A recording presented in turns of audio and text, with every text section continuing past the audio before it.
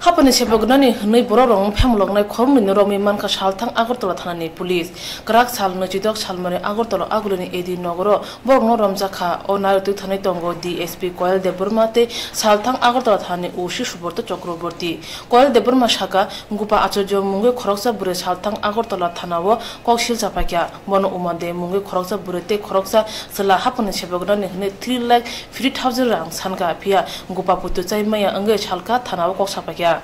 Rangnawi hapun sebagnani sanai umade tebini logini sumen achojo munge khoroksa angulini krungsa falnogo maina koksakha te saka logi rangtui phanyani bagai phia sakangbare noiri kufur chumi police a falnogo tongja rangruna nana furo yak baithang umate sumeno romjakha police nai amjogui tongo bongni ungkulo tebdo brok tong hnai police hawi manka sumen achojo Tripura hapangni printing department khoroksa sebok obhai patimano tui gupa achojo saka গোপাতে বাচার্জি নামক জনৈক মহিলা এডিনগরে বাড়ি উনি আমাদের কাছে আজকে সকালবেলা complain করেন যে ত্রিপুরা সেক্রেটারিয়েটের প্রিন্টিং অ্যান্ড স্টেশনারি ডিপার্টমেন্টে কাজ করেন উনি ওনাকে বিগত 7 দিন ধরে এক মহিলার মাধ্যমে প্রলোভিত করছে যে সরকারি চাকরি দেওয়া হবে প্রথমে ইনিশিয়ালি 50,000 টাকা দিতে লাগবে পরে বাকি টাকা দেওয়া হবে তো ভদ্রমহিলা যখন কমপ্লেন করলেন আমরা তখন এটা কেস রেজিস্ট্রি করার পরে এরপরে আমরা একটা টিম বানিয়ে আমরা এখানে ওই ভদ্রমহিলা যখন ওই 10,000 টাকা দিতে গেছে দিয়ে এবং উনি রিসিভ করেছেন উনি 50,000 টাকা দিতে পারবেন 10,000 টাকা রিসিভ করেছেন এই 10,000 টাকার নাম্বার আমাদের কাছে আগে রাখতেই ভদ্রমহিলা দিয়ে রেখেছেন তো এরপরে আমরা ওনাকে রেড হ্যান্ডেড ধরলাম আর ওনার সঙ্গে যে মহিলা যে নাকি মিডিয়েটার ওনাকেও আমরা ধরলাম তো এখানে সত্যি একটা খুব আশ্চর্যের বিষয় যে একজন মহিলা এইভাবে যে কারাপশনের বিরুদ্ধে যেভাবে এগিয়ে এসছেন আশা করি যদি এরকম যদি আরও মানুষ এগিয়ে আসেন তাহলে ত্রিপুরা রাজ্যে কারাপশন মুক্ত হতে পারে ওনাকে সেক্রেটারিয়েটে চাকরি দেবেন বলেছে না পোস্টার না LDC-তে দেওয়া ওনার নাম উমাদে বাড়িটা এখন আমরা জানতে পারিনি কেননা মহিলাও ডিটেলস বা মহিলা সম্বন্ধে জানেন না খালি ওনার বাড়িতে কাজের জন্য এসেছিল তখন কথাবার্তায় তো যে নাকি মেন এখন আমরা যাকে ধরলাম এর পেছনেও কেউ আছে কিনা কোনো একটা চক্র কাজ করছে কিনা এই জিনিসটা আমাদের আসল তো মহিলার সঙ্গে যে ভদ্রলোক যে সোমেন আচার্যি যিনি প্রিন্টিং অ্যান্ড স্টেশনারি ডিপার্টমেন্টে চাকরি করেন উনি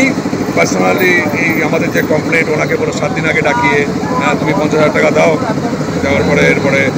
চাকরিটা পেলে পরে তখন তুমি বাকি টাকাটা দিও তো ভদ্রমহিলা 50,000 টাকা জোগাড় করতে পারেনি 10,000 টাকা জোগাড় করতে পেরেছে এবং যখন কথা বলেছে যে ভাই আছে ওটাই নিয়ে এসো তো আসার আগে উনি আমাদের থানাতে কমপ্লেন করেন তো আমরা কেস রেজিস্ট্রি করি এবং ওই যে নোটগুলো উনি দিতে যাবেন এটা নোটের নাম্বারও লিখে রাখি এবং ওনার পজিশন থেকে এই নোটগুলোই রিকভারি হয়েছে তো এখন আমরা অ্যারেস্ট হওয়া দিয়ে বাঁচাচ্ছি বাড়ি এডিনগর নিয়ার অরবিন্দ আজকে রেজিস্ট্রি এরপরে আমরা একটা স্পেশাল টিম ফর্ম করি এসপি সাহেবের আদেশে করে আমরা ধরুন এটা উনি দুপুরে কমপ্লেন করেছেন এরপরেই আমরা তাড়াতাড়ি এটা এসপি সাহেবের পরামর্শ নিয়ে করে এরপরে আইনগত যদি দেখে এরপরে আমরা আজকে মিট করি এর আগের দিনও এই ভদ্রমহিলাকে এখানেই দোকানেই ডাকা হয়েছিল এখন আমরা তাকে অ্যারেস্ট করলাম এবং এটা PC একটা মামলা নেওয়া হচ্ছে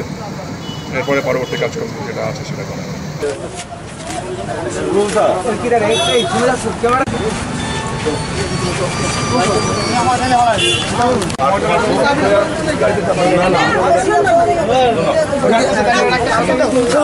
গোপা আচার্যি উনি এসেছিলেন ওয়েস্ট PSA ওর কাছে একটা ব্যাপার নিয়ে ওনাকে টাকা ওনার কাছ থেকে 3 লাখ টাকা চাওয়া হয়েছিল প্রথমত 50,000 টাকা দিতে বলেছিল তো ওনার কাছে এত টাকা নেই উনি বলেছে 10,000 টাকা দেবেন চাকরির লোভে ওনার থেকে টাকা চাওয়া হয়েছে চাকরি দেবে বলে ওই সোমেন ভট্টাচার্যি আর মিডিয়েটার একজন মহিলা আছে উনিও জড়িত আছেন সোমেন ভট্টাচার্যির সাথে তো ওরা মহিলার কাছ থেকে প্রথমত 10,000 এখন দিলেই হবে বলেছে তো উনি গিয়ে কমপ্লেন করেছে ওয়েস্ট PSA তারপর আমরা একটা সেট আপ করলাম আর আজকে ওদেরকে হাতে নাতে ধরা হয়েছে এখন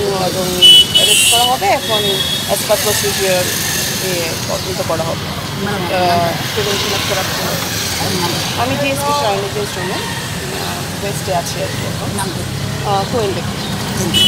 অনেকদিন 10-15 দিনের কাজে রান্নার কাজ করতো ঠিক করা